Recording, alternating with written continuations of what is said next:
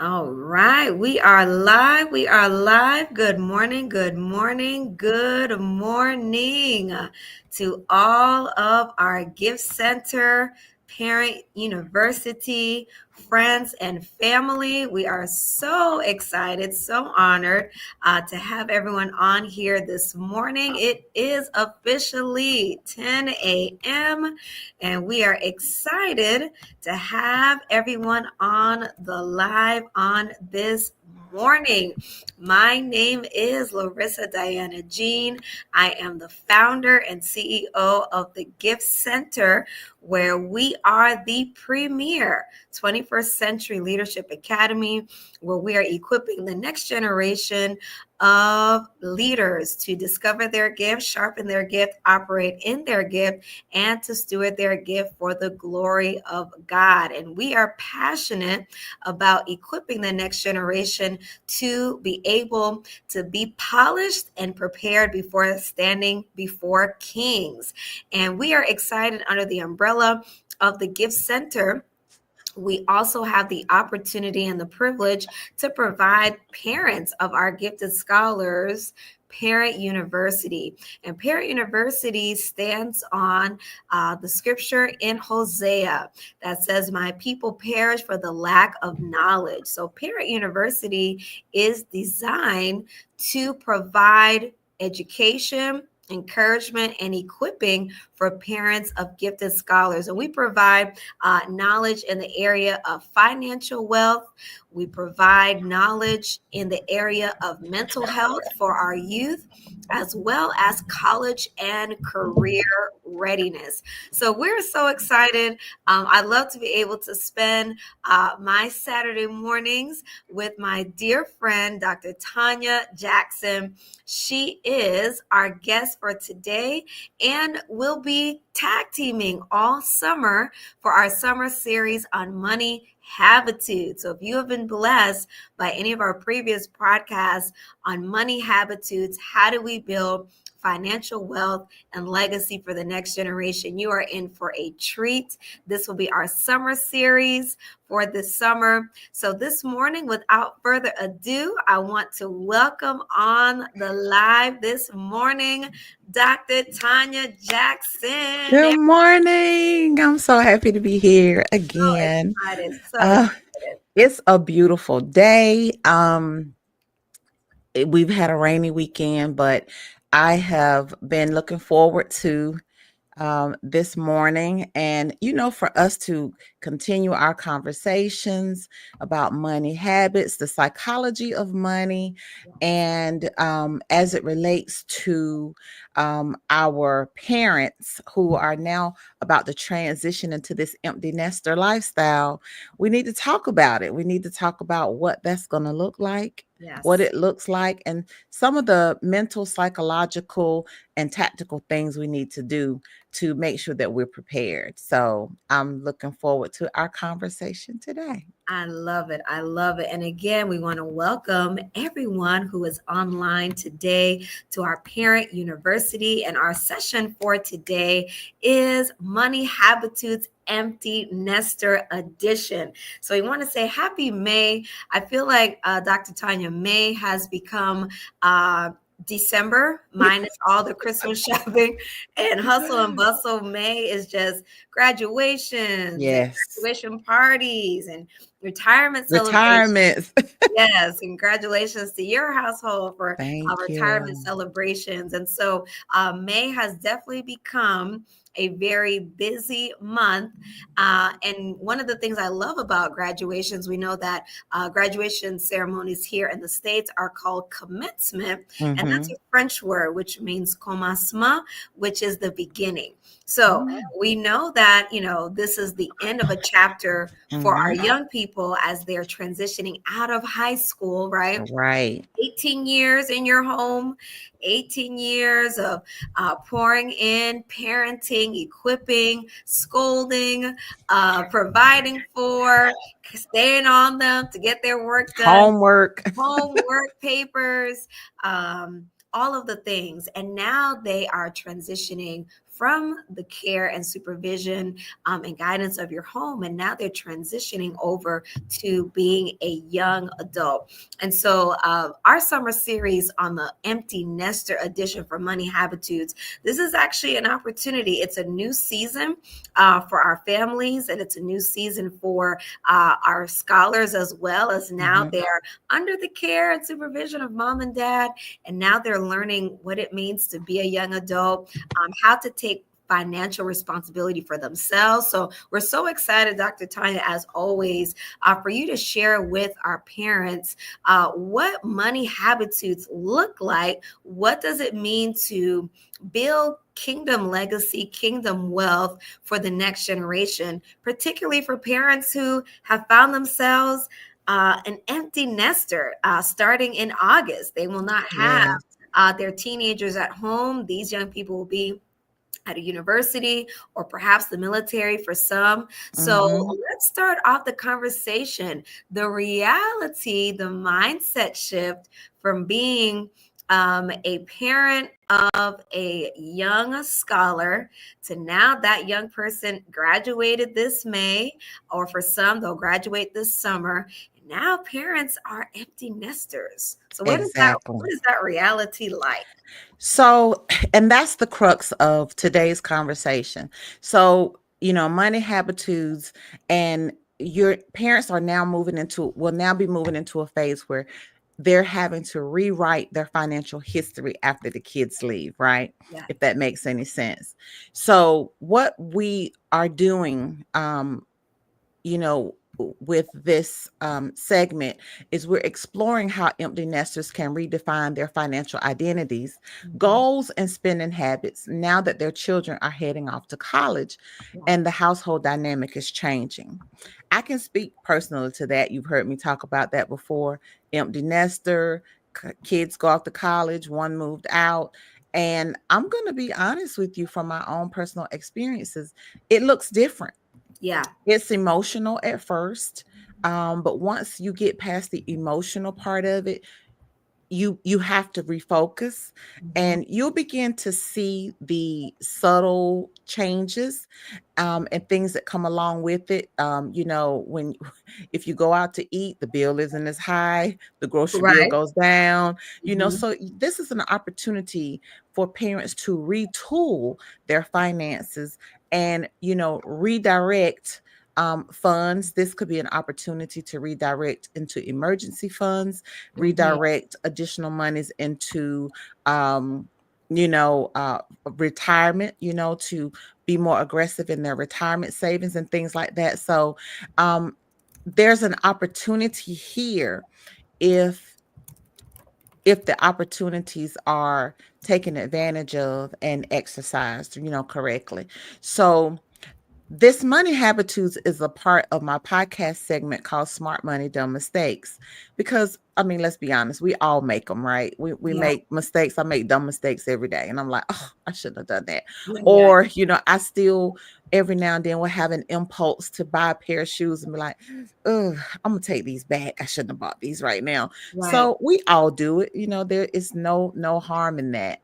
But this is what I think the goal is, to turn everyday financial stress into smart money success. So Yes. today we're going to be talking to all the parents out there that are standing in an empty house wondering two things. Yeah. Where did the time go? Where did it And go? what happens to my bank account now, right? Yes. Been there, done that.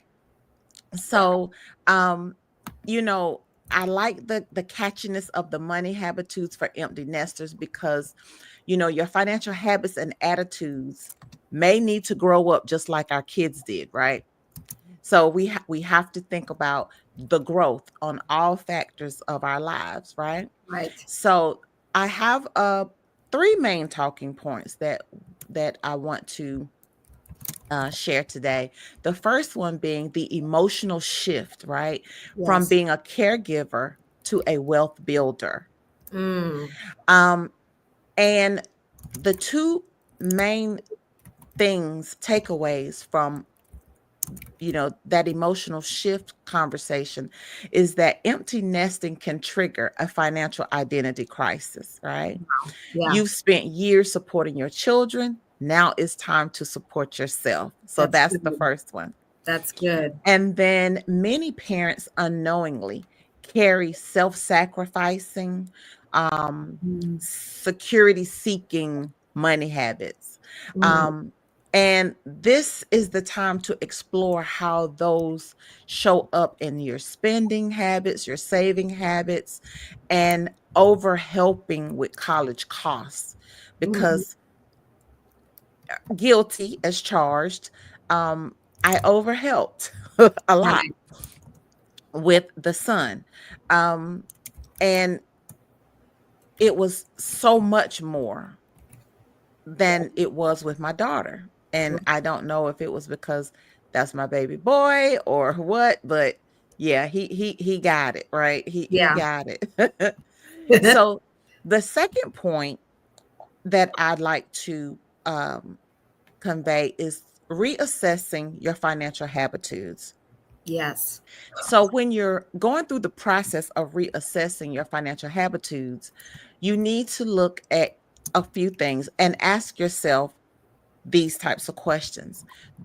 Do I spend to show love or relieve guilt? Mm. Now that Because is good. so many of us, myself included, and I even think a large part of my growth and development under my mom was about what she wasn't able to do as a single parent of three.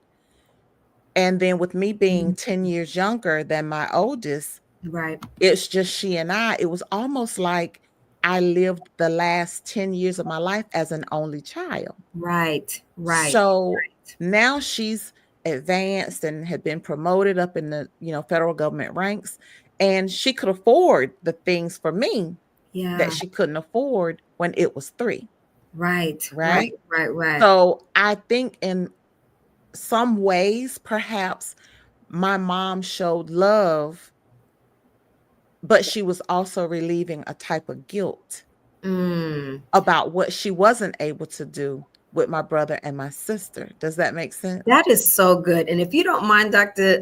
Tanya, listen, we want to celebrate everyone who's jumping on this morning. We've already got some great comments who are showing up on this morning. This is so rich already. D. Rob says, awesome, Dr. T. Been looking for your channel on this live popped up. So we've Yay. already got some family members here. I just want to touch a little bit on this whole concept of our parents spending out of love or out of guilt, and I think that is so powerful. This is something that I think we've touched on in previous podcasts, really allowing really God to heal some unaddressed issues, because Mhm. how we spend, how we interact with money, our Right. relationship with money, Mhm. a lot of it is tied to our childhood and Yes. how our parents viewed money. And I've never thought about how the concept of spending as a parent can be rooted in a sense of guilt, in Yes. that, man, I didn't have this growing up. Yes. How many times have we heard parents say, I want to give my children everything that I didn't That I have couldn't growing as up? exactly. And the problem with that, not to say that we cannot ensure that our children have the best, because we are Mhm. king's children, right? And Mhm. we want to live in excellence. And I believe that in the kingdom, the Father wants us to have abundance. But to your point, how much of that is rooted in guilt or Yes. even resentment? Like, man, we grew up poor, we grew up without having Mhm. a whole lot. And so I never want my children to To go experience without. to go Mhm. without. So, can you spend just a little bit more time there about now as an empty nester, right? How that shows up and how that can be unhealthy, in the whole area of wealth building, how that can really be a detriment to building wealth. Well, the so one of the things that I do want to take an opportunity to point out, because I'm speaking from personal experiences, Yeah. is the fact that one of the challenges that I faced in my own family with my older siblings was that there was a I always felt there was a some sort of resentment Mm. with Mm-hmm. the oldest, because because they could see the things that I was getting and receiving, Right. as opposed to what they had, what Mm-hmm. my mom was able to do for them. And I always felt like, although I knew my siblings loved me. My brother is I mean, he was like my father. He's 9 years older than me.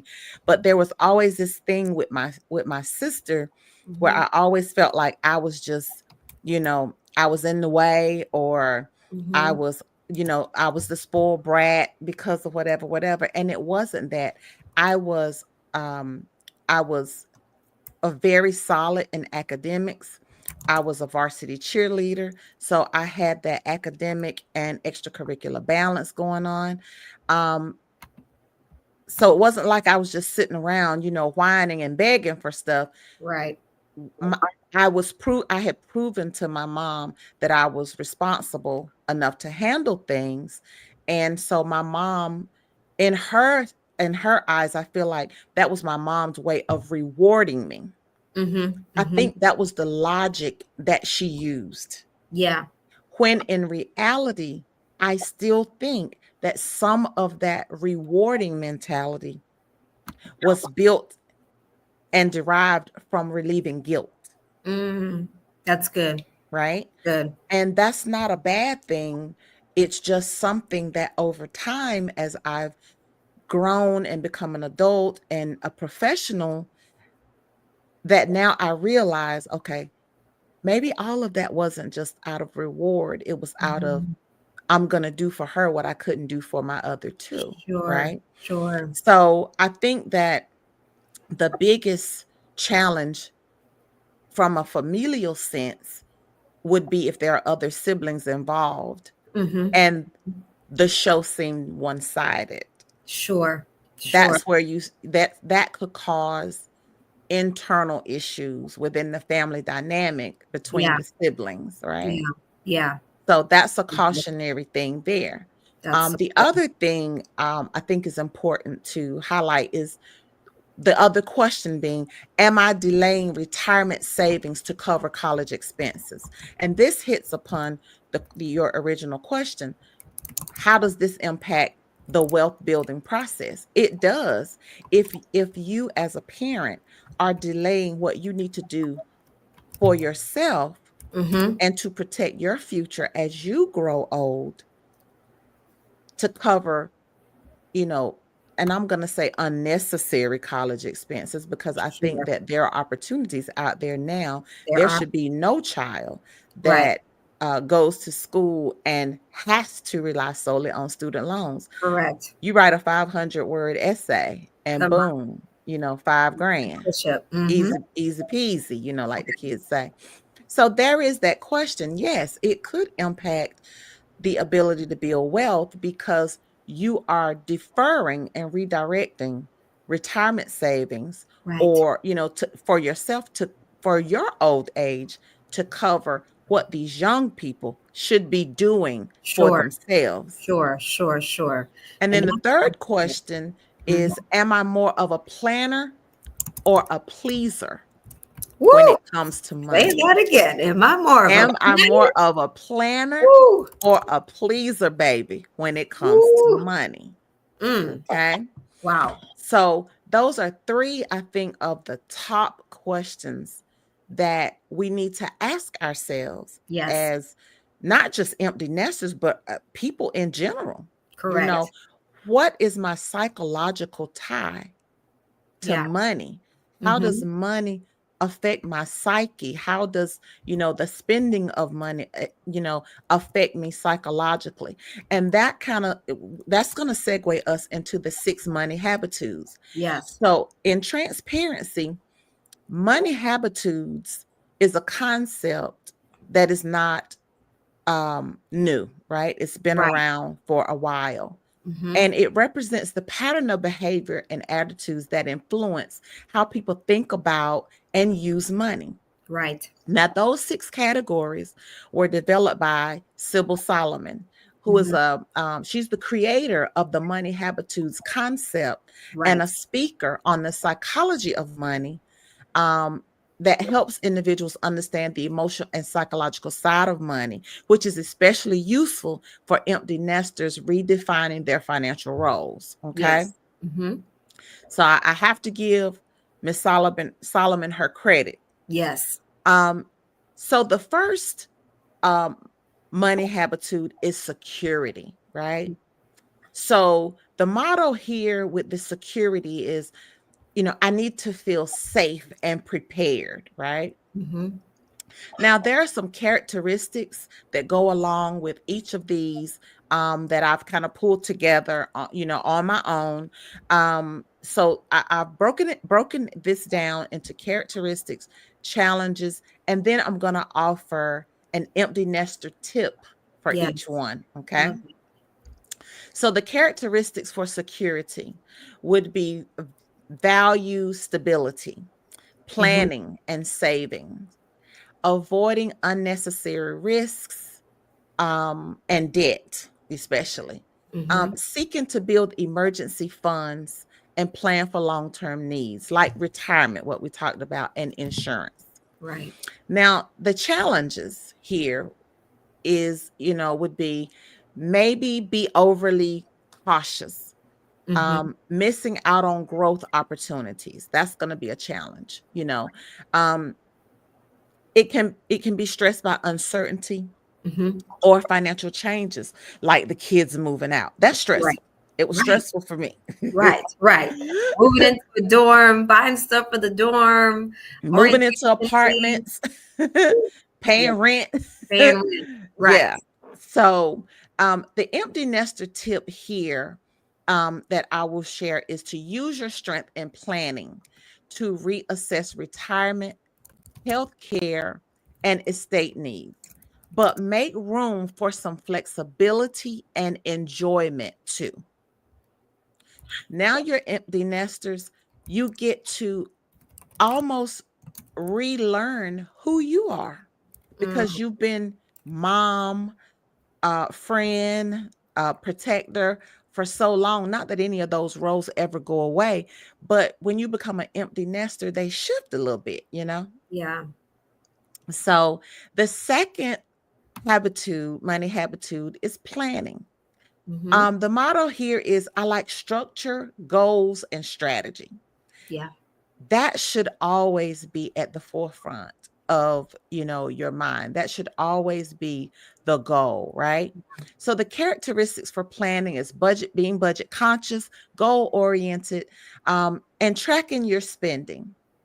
You can use spreadsheets, apps, and long term forecasts if you're familiar with those things. If not, there are a lot of tools that are available.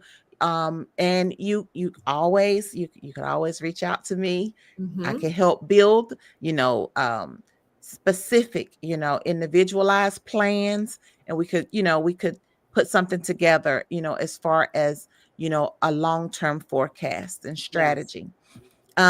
And then the other characteristic is that you see money as a tool to achieve specific goals, right? Right. And that's kind of how we should be looking at money. The It's a tool. challenges Mm-hmm. with planning are, sometimes plans can become rigid and make you feel anxious when your plans go off track. Mm-hmm. I'm a worry ward and I do get anxious when things don't go as planned. Yeah. Um, and then the other challenge, is about focus. Um, you you can focus more on the plan than the people involved when Mm, you become an empty nester, right. Yeah. because now all of the opinions and the considerations kind of, they dwindle down a little bit. So you don't have to take, oh well, we can't do this because we can't go on vacation this time because the kids are in school, or we can't do this because they have finals, or we can't do, we can't do this because there's a basketball tournament. We have, so it's all, as when the kids are in the house, there's always a lot of delay, Right. a lot of delay, and a lot of putting things off or shifting and reshifting, because we have to make sure that our kids are taken care of.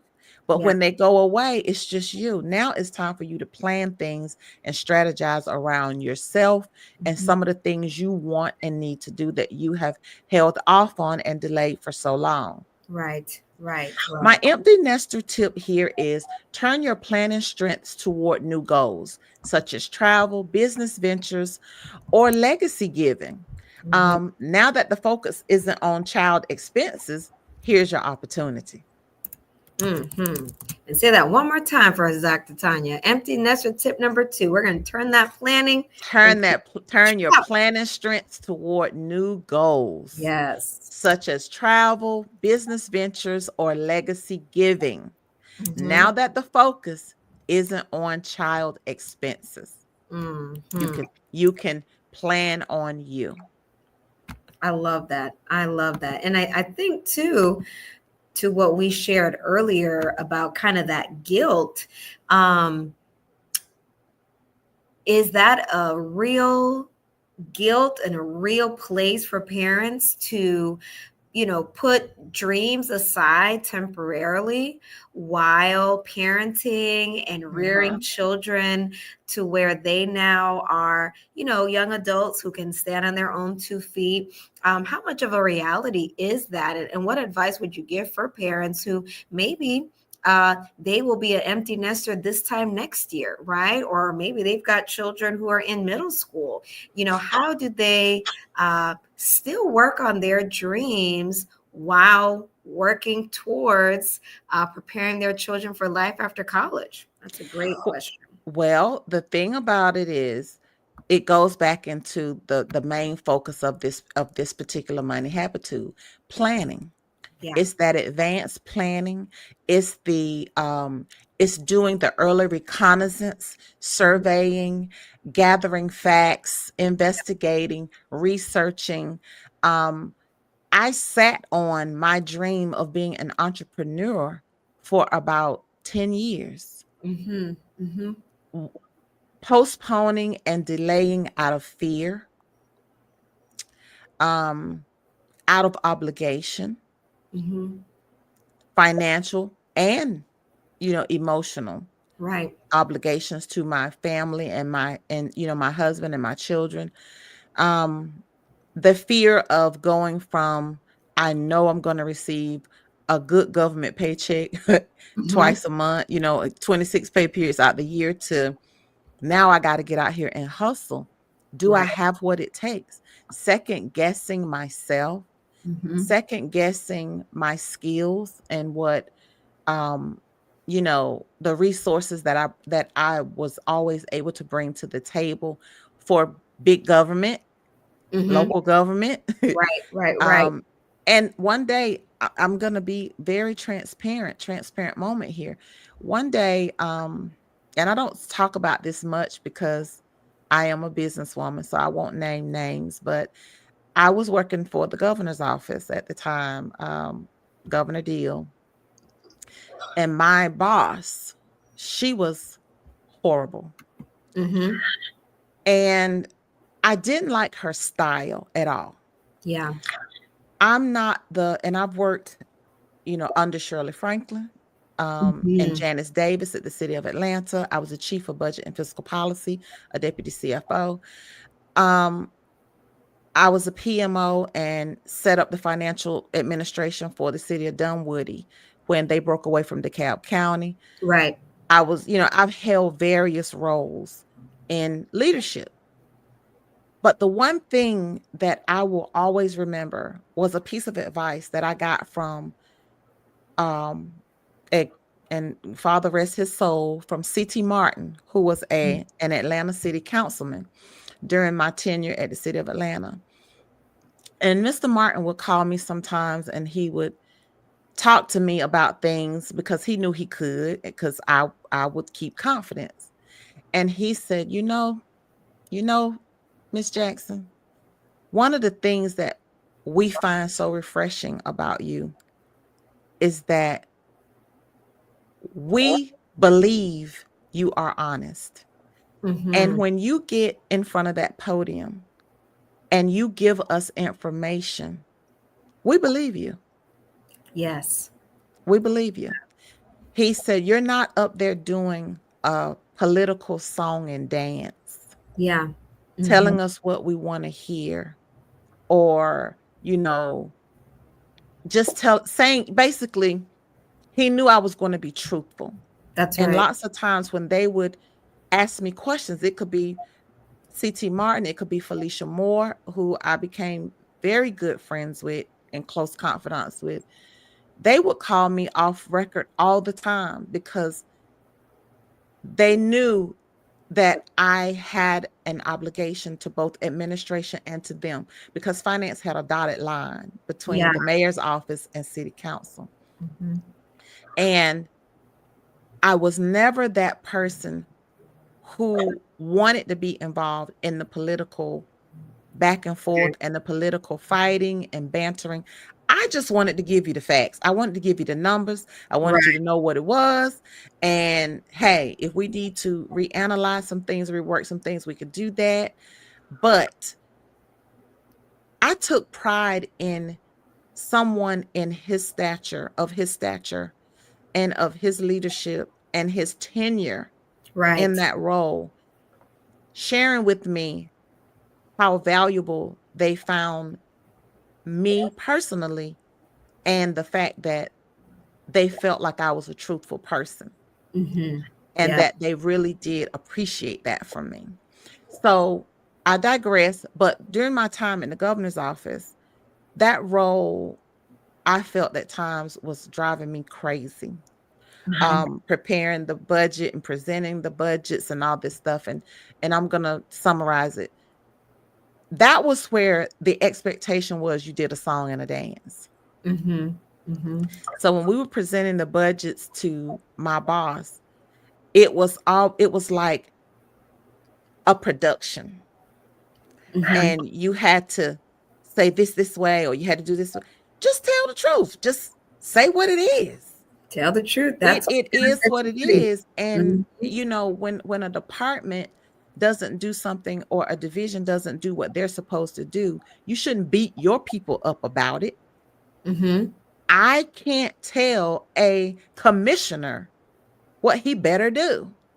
Right. You understand what I'm saying? So I delayed and delayed and delayed, but that lady got me to the Mm. point where I said, you know what? I know what I'm going to do. I know how I'm going to do it. And I know how I'm not going to do it. And That's I'm not going to do it like you. right. Right. Mm-hmm. And that is what propelled me one day to say, you know what? I'm good. And I chunked up the deuces and was out. Right. That was the proverbial straw that broke the camel's back. And Mhm. and I suffered a back injury. Wow. And that I was like, No pun intended there. no pun intended. So those are the things, the planning part, strategizing. If you have a brainchild, if you have a passion project that you think could become profitable, Yeah. start working on it. If you haven't, Yeah. start pulling your details together. Start figuring out a way and strategizing how you're going to execute that thing once you become an empty nester. So good. So, so good. Love So the third money habitude is giving. It's about giving. it. Yeah. And the motto here is money is for helping others, right? We Mhm. would like to think so. The characteristics for this money habitude is finding joy and meaning in generosity. Yeah. Um, Prioritizing others' needs over personal financial security, because many of us do that Yeah. when we want to genuinely help others. And you may assist your adult children, friends, or charities without setting boundaries, right? Hmm. Now, I'm a firm believer in always setting boundaries. Right. So I wouldn't. necessarily recommend not having boundaries, but maybe the boundaries don't have to be so rigid, right? Instead of you pay me back in 6 months, I might give you a year. We'll Right. extend the boundary.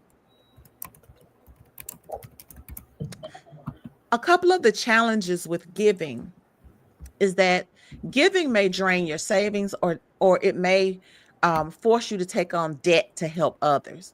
We don't want to do that. That's We good. don't want to take on debt to help others. The goal here is to minimize our debt. We want to be financially secure as soon as possible, right? That's it. Hmm. And the other challenge is that it can lead to resentment or burnout if it's not balanced. Now, one thing my mom always taught me was you never loan what you can't afford to give away. That's good. That's good. So when people, and I've had people that ask me, hey, can I borrow? I don't loan money. I don't loan money. Now, if God has blessed me that we have a little extra that we can help you with, Right. we will do that.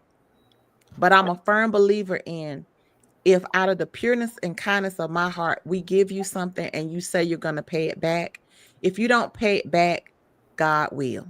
Right. So he's going to give me double for my trouble every time.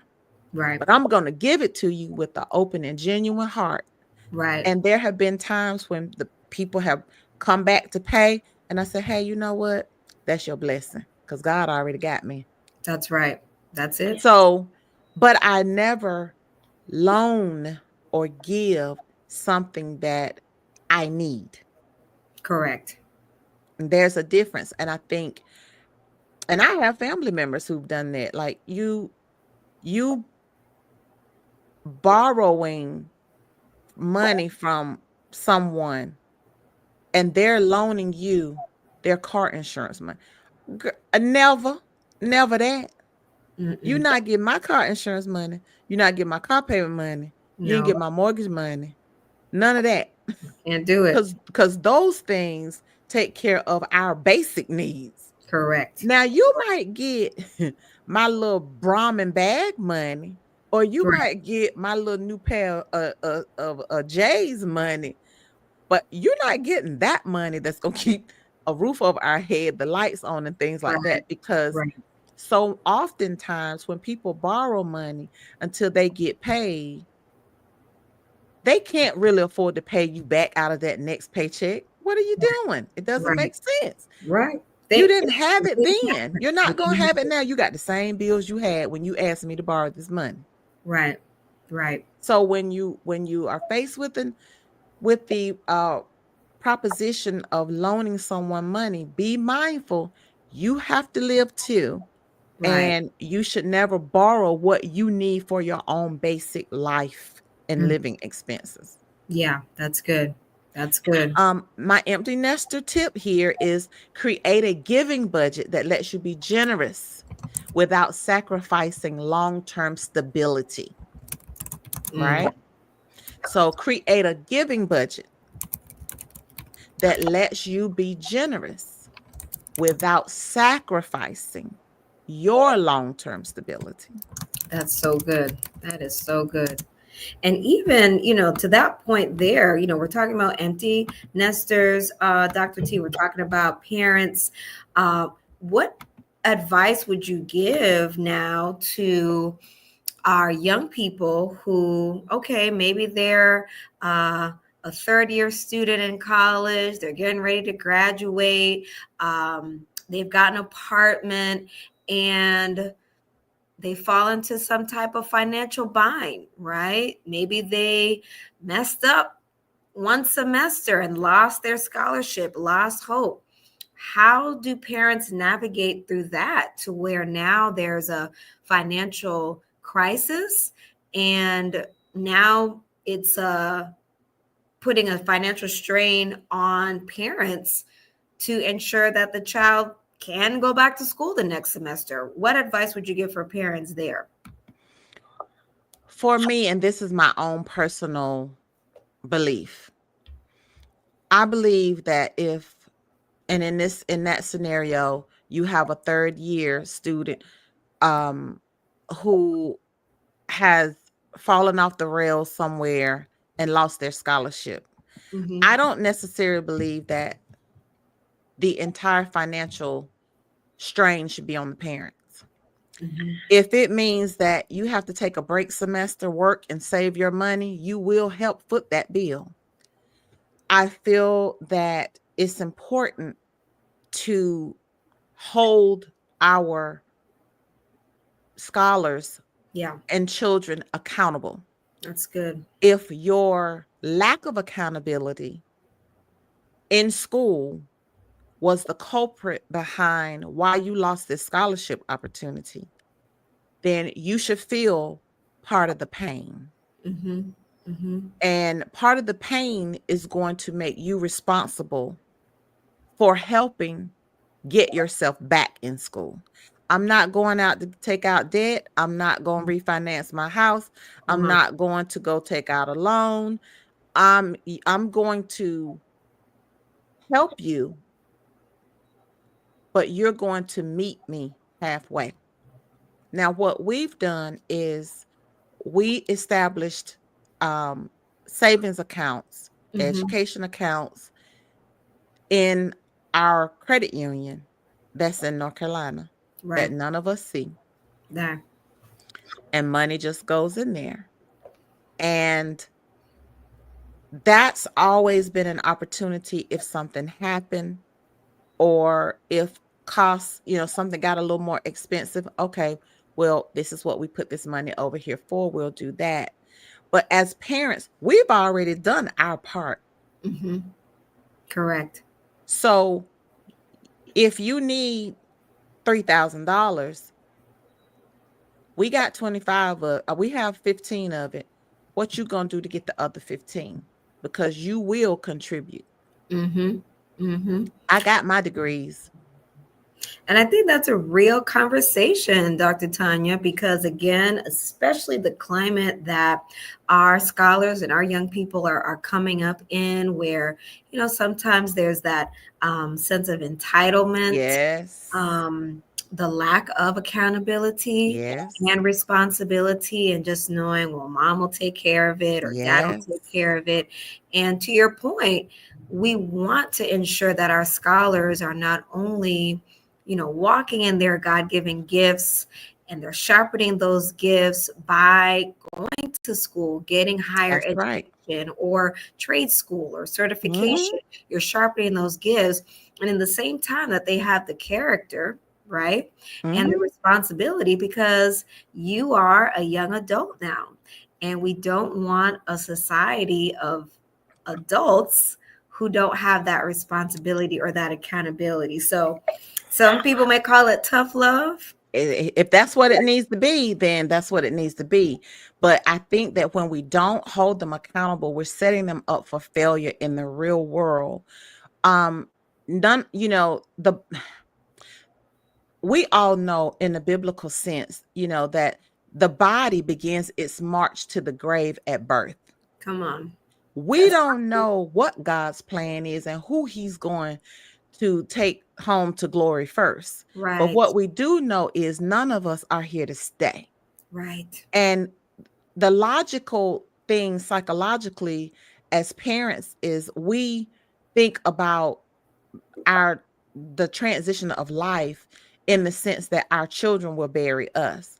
Mm, But you know, it could very well be the opposite. my God. How many times have we seen It that? could very well be the opposite. But no matter the case, we want to make sure that we have laid a solid foundation That's so for good. them to Yeah. survive and to thrive. Yeah. And allowing them to float and flitter through life without accountability Right.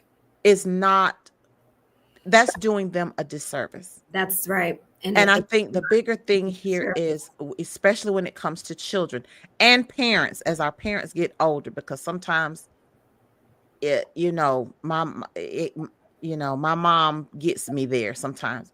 Don't let guilt drive Mm, your financial decisions. come on. Say that again, Dr. Tanya. Don't let guilt drive your financial decisions. Mm, That's a whole series right there. Right. I told you I've been working. I I've been know working. it. I love it. I love it. And this is why Parent University, this is the platform to talk about some of these, topics and have these conversations that you don't normally have in other settings Right. that are secretly causing families to disintegrate, Yeah. that are secretly causing marriages to unravel. Yes. And again, it just goes back to that mindset, right? Money, like we said, money is a tool. Money answereth all things. Like the scripture says, money moves things. Yeah. And that guilt, right? Again, Yes. just feeling like, you know, how will I be perceived? Mm-hmm. Trying to live vicariously through your child, Yes. unaddressed childhood wounds. It's so Yes. much. That statement right there is going to set a lot of families free. Right. Yes. Yes. So our fourth money habitude is status. Mm, Um, the motto for status is money shows success and creates respect. mm. And we think of money like that. We think that, I mean, look at social media today. Come on now. The sad thing is that a lot of what you see on social media is fake. Fake.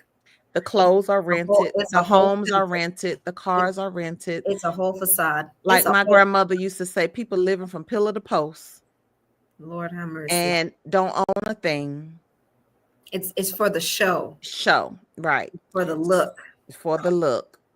So the characteristics for the statuses, you use money to reflect achievement or social standing. And we see that in all aspects of social media today. Right. Enjoys nice things, upgrades, and the latest trends, because everything is about the trend nowadays, may tie self-worth to financial image. This is a big one for me because it is so um unfortunate Yeah. that people have to tie their own individual self-worth to a Mm. financial image, Come on. right? Again. Let's think back to Enron. Mm-hmm. During Enron, that was a time when all of that was going on, that um those individuals, when they lost those $1 million salaries and bonuses, these people were blowing their brains out. One of the big heads at Arthur Anderson, and I'm very close to this story because I know someone personally Mm. that worked at Arthur Anderson, and her boss blew his brains out at his desk. Jesus. When the whole fall of Enron happened, Arthur Anderson was their main accounting firm, Wow. auditing firm. So we look at these millionaires and billionaires, when something happens and they lose their wealth, they see death Yeah. as a better option, Hmm. suicide as a better option than going out getting you a regular job. Or having the save face now Right, that right. lavish And lifestyle you can't maintain moving anymore. out of your mansion Mm. and Wow. moving into a more modest neighborhood. Wow. And I think that that is truly a psychological defect. Yeah. Mm-hmm. Now, I Fayetteville State University and North Carolina State University didn't give me a degree in psychology, but Mm. psychologically, Yeah. something is wrong It's very wrong. because Very. I personally am not attached to anything Come on, Dr. Sonia. other than my children who I bore, Mm-hmm. my husband, my family, my mother, my siblings. I'm not attached to any of this intangible stuff. Yeah. If I need to drive my car back to the dealership because I can't afford to pay it anymore, I'll do that. What? Yeah. If we need to downsize to a townhouse or an apartment, I'll do that Right. because Right. I still have my family Come I on. still have my health. I still have my faith, Yeah. and I will still have joy in my heart. Yes. Mm. So I'm not tied to any of that, but so many people can't see past that. Yeah. And that's very unfortunate. It's very unfortunate.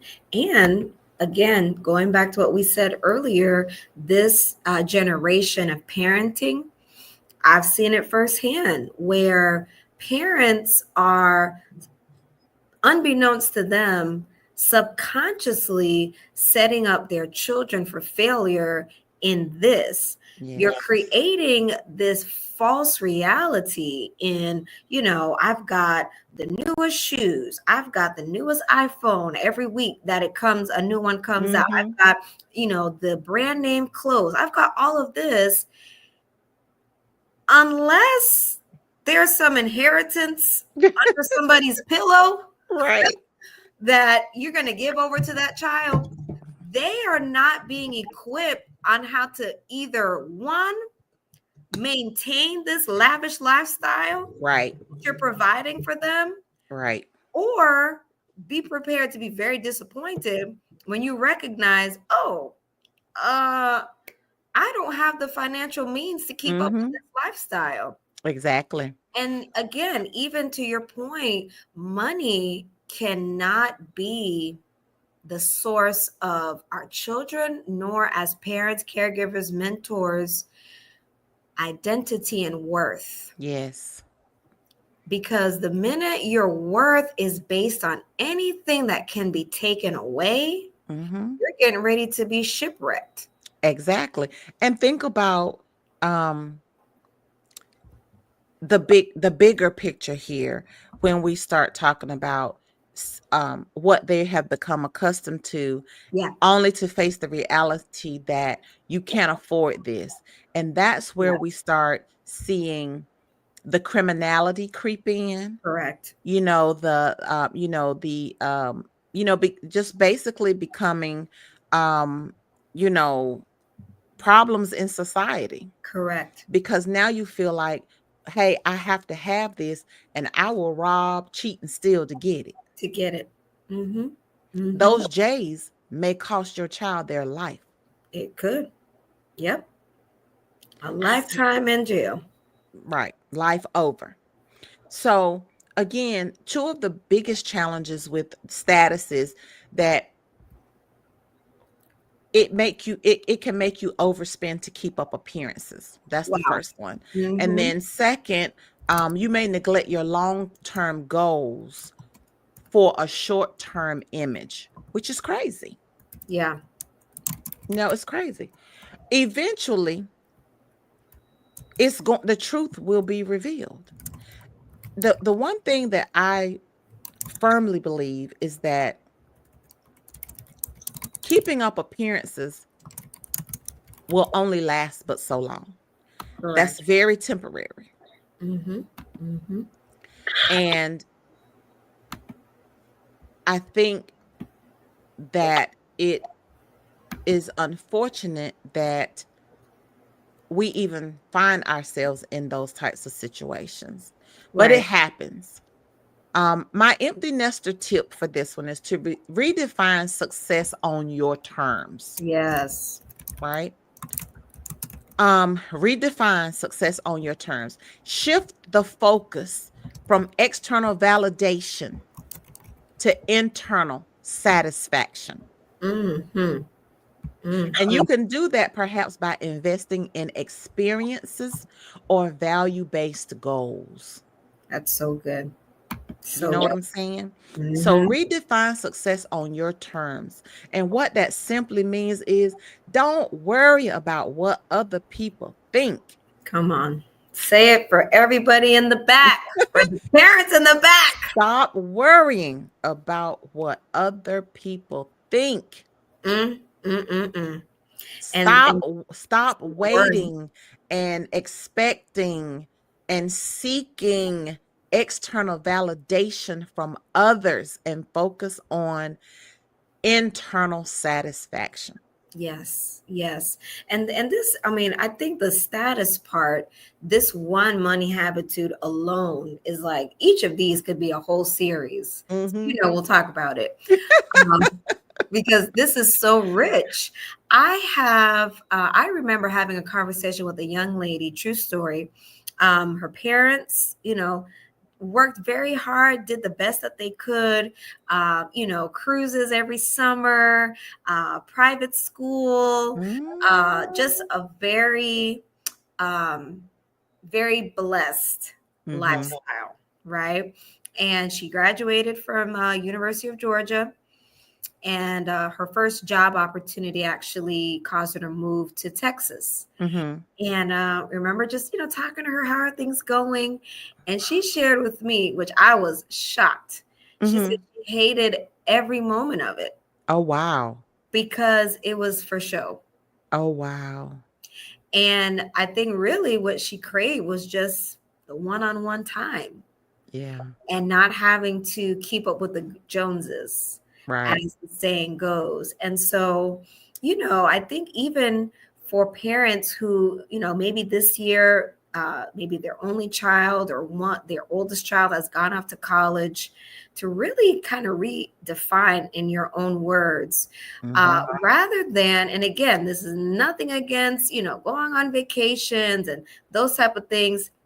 Nothing wrong with that. Are we saying charge your credit cards to go on a vacation? No, No. not saying that. However, to really look at, okay, what is your child going to remember the most Mm-hmm. when they're no longer in your home? Are they Mm-hmm. going to remember that you are constantly at work to maintain this lifestyle? Right. Or are they going to remember that, we spent time together, we had memories together, because really what this young lady was sharing was that it was just a lot of hype just to maintain an image Mm-hmm. in Mm-hmm. their community. That's exactly right. And when she left, it was like, whoo, finally, I'm out of that. That's exactly right. I am out of this, got to keep up with the Joneses. Mm-hmm. And unbeknownst to everyone else, the Joneses are actually broke. Because even the kids get tired. Oh, listen. Even the kids get tired. Yes. So, yeah, definitely, I think there's opportunity to do a deeper dive into, all six of these money habitudes. But I I wanted us to highlight and focus on Yeah, it, just at least introducing them absolutely. into a bit of detail, and kind of just these are the things, these are the things that come with it, that we need to really psychologically prepare ourselves for, Yes. um, to make sure that we are navigating the right way, Mm-hmm. to make sure that we are on the wealth building, journey Yeah, correctly. good. Um, so we have two left. The fifth one is spontaneous. So Mm-hmm. the fifth money habitude is spontaneity. Yeah, Characteristics here: it prefers freedom and flexibility with spending, may not enjoy budgeting or tracking expenses, and enjoys surprises, travel, or impulse purchases. We know that's the whole thing, living money is for living in the moment. right. Money is for living in the moment. So, the challenge with spontaneity is that it can lead to overspending and undersaving. We know that. That is probably, well, that, and you may resist planning for retirement or emergencies. Two very critical things that none of us can truly afford to do. Right. We need to always make sure that we are spending appropriately, and that we resist overspending and undersaving. And that's why I always encourage people that I encounter or speak with, or consult with, is you should pay yourself just like you pay your light bill. You Mm-hmm. keep your lights on, you pay yourself. When you budget, you if you have the type of personality, money characteristics where you need to zero based budget, do that. But zero based budgeting means you budget in your emergency fund, you budget in your savings. And a lot of times people don't understand the difference between the two. Your emergency fund shouldn't be used like your savings account. Right. Right. So, and we can get more into that, but you know, you don't have you're not meeting, your goals for saving, and you just spending money spontaneously with no thought, impulsiveness, which is not good. So the empty nester tip for the spontaneous money habitude is to build fun money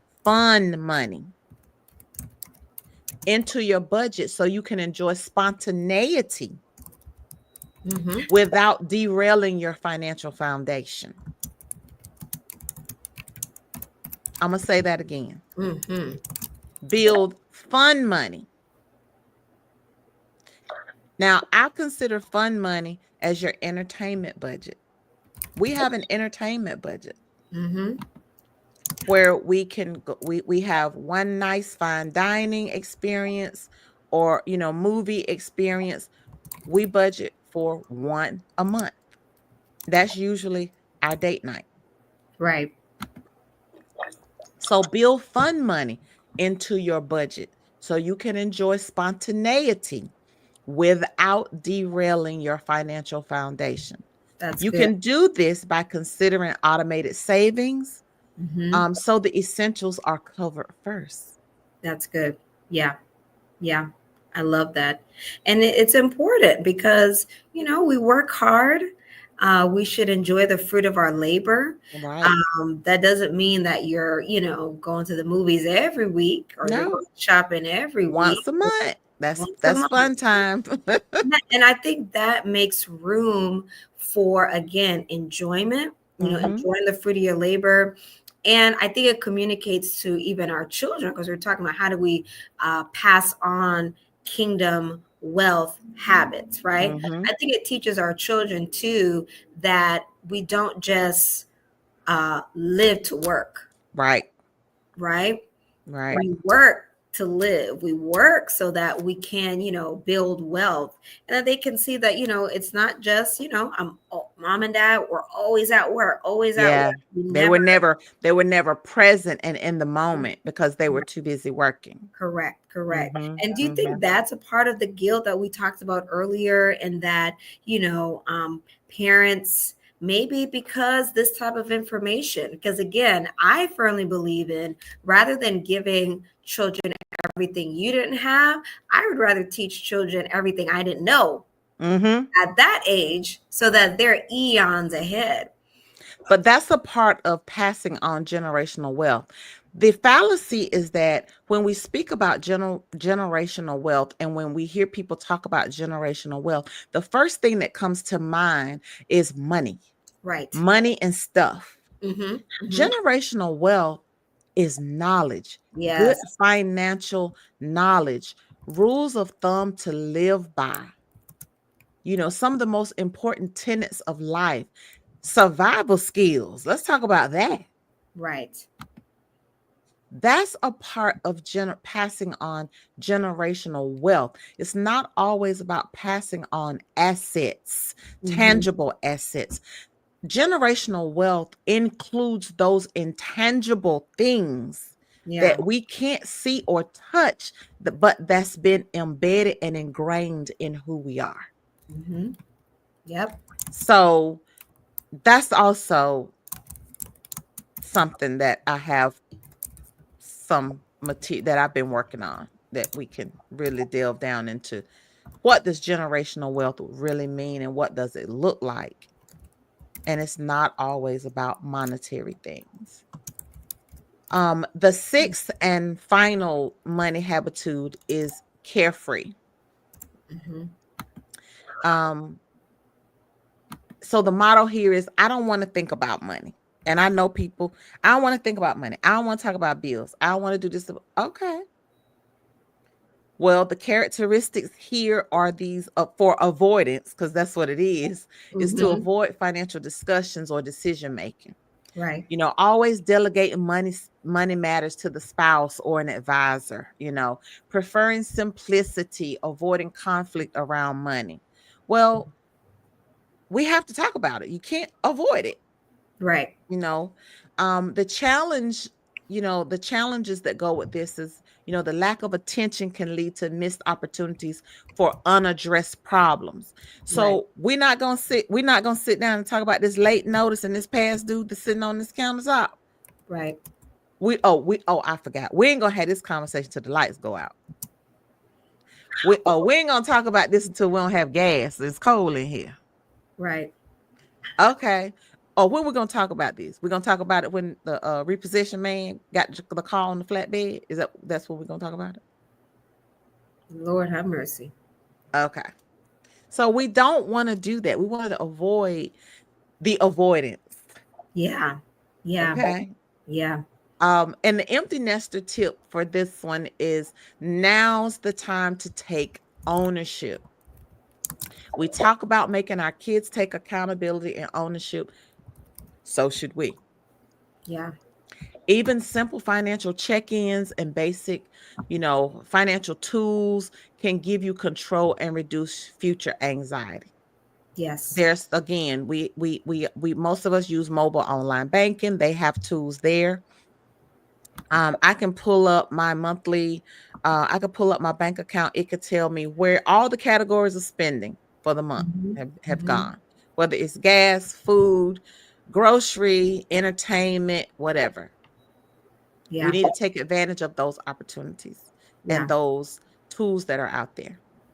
The empty, again, that particular empty nester tip, I think the most poignant words of it is taking ownership. Yeah. Yep. Taking ownership. Taking ownership. Take ownership. Take ownership. And what I'm hearing from you, Dr. Tanya, is it's never too late. No, it's not. It's not. It's never too late. So we've talked about the first two. Now, the 3 points I told you that I wanted to make sure that we talked about. Mm-hmm. We're going to go back and recap. The first one was the emotional shift from caregiver to wealth builder. Then we moved into the second one, reassessing your financial habitudes. Yeah. In that point, we went over the 6 money habitudes, right? Mm-hmm. The 6 we just previously discussed. My third point is setting new financial priorities Mm-hmm. for empty nesters. Yeah. Now it's time to set new financial priorities. So this is where retirement planning should move to center stage. This is the phase in your life where you should consider downsizing. You should think about traveling or a second career or a hobby business. Mm-hmm. Start creating financial goals that support the next chapter in your life. Yeah. And also having open conversations with your children or your child about financial boundaries while Mm. they are in college. That's good. That's good. Yeah. Again, accountability and setting boundaries for everybody is going to be key Yeah. in the empty nester phase. Mm-hmm. Mm-hmm. So And I I'm like. going to leave you with, I want to leave with a financial gem of the day. I always try to leave a financial gem of the day in my segments, because I think it one it I think in a lot of ways it could re-energize, it could be invigorating, it could make you have aha moments. um and so I found it very useful, and I've gotten a lot of great feedback about my financial gems of the day. So for today, the financial gem of the day is: the best gift you can give your college bound kid is in your own financial stability. Secure your future so they don't have to fund it later. Mm, that's so powerful. I got it. And Mm. just remembering that empty nesting isn't the end of something, it's the beginning of your financial renaissance as an empty nester. You should Okay. take the time to re examine your money habitudes in this phase of your life. Rewire what's not working for you and invest in the version of you that's Mhm. been waiting for center stage. Yeah. Mm. I love that. And again, that again is part of that financial wealth building, right? Because by the time our young people graduate from college, you know, you're closer to retirement. You're Yes, closer to just another phase of life where you may not be able to work that's the right. same hours and the same length of time. Vitality is not the same. And so now, again, when those roles change, when your Yeah, child now becomes your caregiver, right? right. We want to make sure that as parents that we're making those steps now, and Hmm. little changes make a big difference. Little changes make a That's big right. difference, and it teaches the next generation that yes, while I'm running this race, I'm parenting you and I'm training you up in the Lord, but I also have a race to run That's as right. and I got to finish my race well financially. We have a comment from a parent Okay. that we'd love to share on today. And the parent has asked this question. Says, I think sometimes when you come from a background, let's see if we can put this on our screen here so our parent university community can also glean from this here. Hmm. Awesome. Let's see here. Give us 1 second. Again, we want to thank everyone for joining us today. Has this been amazing or what? Please give us some comments. Hmm. If this has been helpful to you, we want to hear your feedback. This has been so rich. So this is a little lengthy, but it's good. All right. So the question here is I think sometimes, and again, it's a statement to everything we've been talking about, but also a question. I think sometimes when you come from a background where you didn't have a lot, you tend not to want to spend much on yourself. How do you overcome that? I like when you mentioned to treat yourself. I think that's a great question. Great question. Well, I think that again that goes back to taking the time to plan things, kind of, build in a strategy for yourself, Mhm. for your own life. And I didn't come from a lot either. But what I did do was I learned through watching my mom make, sound, frugal financial, decisions that there should always be an opportunity to enjoy something, have something for yourself.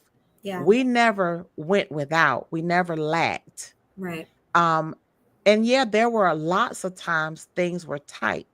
However, my mom always made sure that she baked in a little piece of that pie for herself, Hmm. for her own sanity.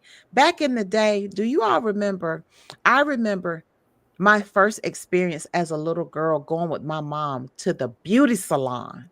When Yeah, I tell you, honey, you couldn't tell me a thing, baby. I was like, nothing. "Ooh, I'm going to the beauty salon, honey." She would give me my little bag of chips or my little cookies, honey, and they would sit me over there to the side and just watching my mom lay her hair back in Yes, that bowl and cross her legs at the ankle. When come I on. tell you that was almost like a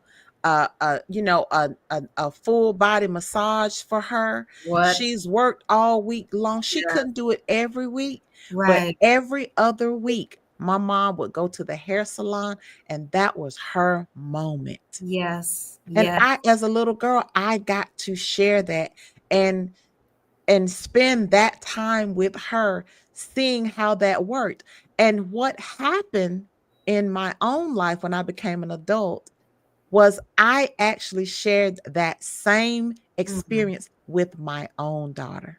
I love that. I would take Love her that. to the beauty salon with me, and we would, we would get in that salon, and she has a has always had a head full of hair, and I would do her hair, but I wanted her to be with me. We would have our little girls' day. Yeah.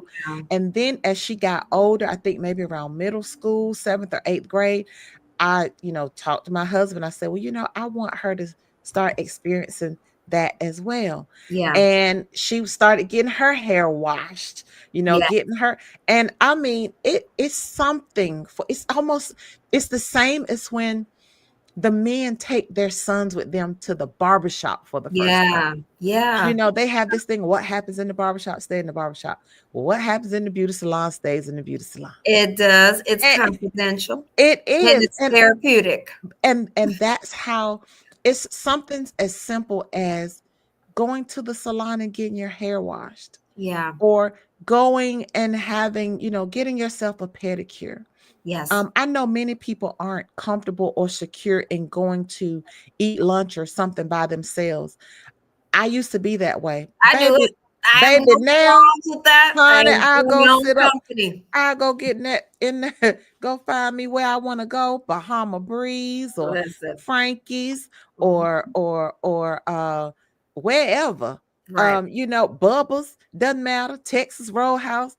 And honey, I'll sit there in that booth and enjoy myself by myself. Yes. It's therapeutic. It's those things. It's It's the those simple things. things. It And it is. doesn't have to be expensive. There are days that they have discounts, for, now I'm past the 50 mark. So we there are days, certain days we can go and get lunch half off, or, so you have to find those things that will work well in your budget.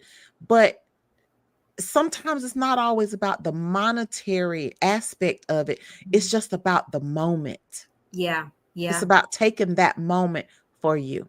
For you. And what I'm hearing from you, Dr. Tanya, is that, again, we're talking about, this is the empty nester edition, right? This Mhm. summer is all about empty nester. And I think it's important, and I firmly believe this, that parents, I mean, the role of parenting another human being is so sacred. It requires so much of yourself, so Yes. much self intentionality. It's an Mhm. assignment from God, right? To parent this child so that now they can step into purpose and destiny. And in the same breath, you are your own person. You have assignments from God. You have, your own mandate from the Lord. And what I'm hearing from you is that, in this next phase of being an empty nester, it's okay to kind of revisit, who are you That's as right. an individual? It's okay to pour back into you, to make time for that self-care, right? To make Mhm. time to pamper yourself. Parents, Yes. pamper yourself, make time Yes. for yourself. I Make don't time for know yourself. I don't know where, and you probably can attest to this, Dr. Tanya. I don't know where we kind of adopted this mindset where, I've got to be a martyr for my children, Mhm. and Mhm. I've got to just lay it all down on the line. And then once your children leave, people experience identity crisis. Exactly. You don't know who you are. Who am I? You Who don't am know what I? your gifts are. You don't know what you're passionate about. You don't know what your talents are or hobbies, because for what, 18 something Yeah. years, you've Yeah. been investing in another person. And this is in no means to take away from the sacredness of parenting. But I think, to your point, it is important, as this phase of life comes where you are an empty nester, Mhm. and the active role of parenting another human being Mhm. doesn't look the same now. Now they are making their own decisions. That's They're right. trying to go for their own lives. That you are making time for self care. You're Mhm. making time to pour into your cup. And Mhm. really, it's a rebirth of who are you as an individual. You're really redefining who you are. You're Hmm. redefining yourself while you set new boundaries for what the next phase of your life is going to look like. And Yeah. it's okay that that center stage is no longer going to be the kids, but Hmm. about you. It's about you. We Hmm. got some more questions coming in. We got some more questions Okay, coming okay. in. We're excited about it. And I know we've got about another 10 minutes left, but this has been so rich, and we want to ensure that our viewers this morning, our parents, this is all about Parent University. We want to empower, equip, and encourage parents. Knowledge is power. So we had two more questions that came in, and we're going to show those on the screen here. Let's see. How do you find the balance of helping and still funding some things for your young adult while still enjoying this season? At times, there's a fear that you may need something, but I spend it somewhere already knowing that they're adulting. So that goes back to what I was saying when we were talking about one of the money habitudes of being able that's kind of in the planning and setting up some type of automation Mm-hmm. where you still have a little fun over here, right? Being able to help and give without jeopardizing your own financial stability. Mm-hmm. That's where learning to budget, learning to prioritize things, because I mean, let's be honest, can be as simple or as complex as we want it to be, or as we choose to Mm-hmm. be, right? We Mm-hmm. can live as high on the hog or as low on the totem pole. It's all about what your personal satisfaction is, right? Right. So in doing that, I always keep in mind, okay, yeah, my kids might need this or they may need a little bit of help with that. So we always have that going on, but they don't know that Mm-hmm. because this our business. This in their Right. business. It again goes back to we're not just here to bail you out. Right. If you're in a situation because you made a bad decision, I feel like you should learn a lesson from that. And part of that lesson should be, we're not going to bail you out. We will help you out. We're going to give you a hand up, not a handout. Mm. So Yeah. you're going to play a role. You're going to take accountability for the poor choices that you made. And if that means that you can't go to the next concert, or that you can't go to the next Dreamville, or that you can't buy those J's that's going to drop next month, Mm-hmm. then I'm sorry. Right. But this is a result of your own action or inaction. Right. We're not going to see you fall, Mm-hmm. but we're going to hold you accountable. That's good. That's good. I love that. And the last question, and I think we may have touched on this already, but what I'm gathering from this question sounds a little bit of uh, a topic that I don't think we touched on today, but I'm sure throughout our summer series we will. When the Mhm. scripture talks about, a parent, a good father leaves an inheritance for their Mhm. children. So this question is, do we create a category in our budget for our adult children to help, or do we just invest it somewhere for them and use those funds when they need financial help as an adult? Personally, that's what we have done. We Mhm. have funds in a separate account that is, and each of them is, the accounts are in their names as well as ours, but they don't have access to it. They don't have the cards to them. They don't. Now, at some point in time, we may hand that over. But again, let's going back to the generational kind of wealth question. Is that goes back to what I said, I believe is the fallacy of the meaning of generational wealth, right? Mhm. Generational wealth doesn't mean I got to leave you a bunch of money. Right. Doesn't mean that I have to leave you a bunch of real estate. It means that I need to leave you a legacy, Yeah. a solid legacy, a sound foundation, whether that be financial, knowledge, whether that be life knowledge, survival skills, whatever the case may be. Generational wealth includes the intangible things that we need to help us survive in life. Mm-hmm. Mm-hmm. So, from the money and the monetary aspect, yes, we do have money that we set aside. We've done it since they came in the world. Yeah. If something, were to happen, and and we need to give them a couple $1,000, we could do that. Yeah. But is it an account that they readily have access to? Absolutely not. Right. Because I'm always going to hold them accountable. And here's the main reason why. We took ownership in helping you secure Yeah. your education, to include your higher education. Right. One of the things that we have been expressly confident about in teaching our children is that first degree, that first college experience is on us. Mm-hmm. After that, it's on you. Right. So don't come to me talking about you want to go to grad school and you expecting us to fund it, because we're not doing that. We did our. Everybody doesn't want, everybody won't have that same mindset or approach. But from this, from our standpoint is, we gave you all of the foundational things. We Mm-hmm. laid out the buffet for you. We let you choose. We let you re-choose. You had 3 different majors in 4 years. We let you do all of that because we Right. truly feel that that is the time for you to find out who you are. Mm-hmm. Yeah. We gave both of our kids 5 years to do that. Mm-hmm. We said, you That's got 5 years to figure 5 it years of out. grace. Figure 5 years. it out. We don't care. Figure it out. But at the 5-year mark, baby, we popping the bottle out your mouth. Our daughter did her 5. Mm-hmm. Our son did 4. Mm-hmm.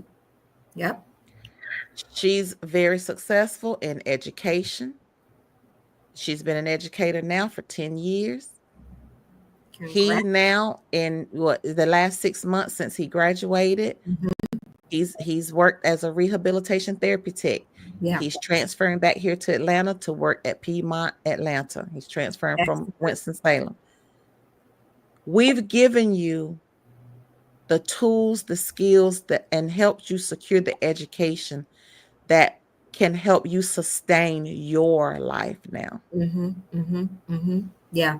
And what we encourage them to do, and here's the main reason that we have been steadfast in, there's no reason for us to continue going in debt or continue spending money to support what you're trying to do past your undergraduate degree, because he works in healthcare. Right. His job can pay for his education. Mm-hmm. That's She true. works in higher ed, same. Same thing. She works for the school system, same thing. Yeah. So when you're looking for jobs and you're looking for employment opportunities that's going to help you sustain and build your life, make sure that a part of that choice is selecting an organization. And I tell people all the time, when you go for job interviews, you're not just interviewing so that people can sit and go through the pick me, choose me game with you. You're interviewing them to see if they are a good fit for you That's right. as well. That's right. That's So right. I would be more inclined to work for an organization or a company that offers tuition assistance, Yes. Yeah. or Because that or we that's have to keep flexible growing. enough. That's right. Mm-hmm. Or that's flexible enough to allow me to get OJT and get academic or education credits or certification credits that way. All of these things is about leaving a legacy. Right. Leaving a legacy. Well, Dr. Tanya, it has been a joy, a pleasure, as always, for Yes. Parent University, the Gift Centers, Parent University. We have had an amazing time as always. And we have enjoyed having you on the broadcast. And again, we want to encourage all of our family, share this link. Visit Dr. Tanya's YouTube channel. Again, she is the CEO of TSJ Financial Services and Consulting. Her website is below, tsjfinancial.com. Follow her on her YouTube channel. It's just me, Dr. T. And we also want to encourage you as well to join the Gift Center Parent University community.